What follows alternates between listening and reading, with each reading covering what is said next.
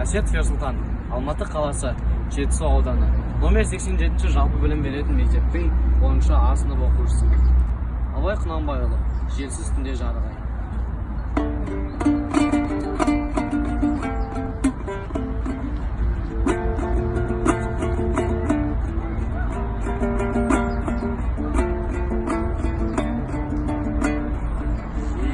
Желсіз түнде жарық ай,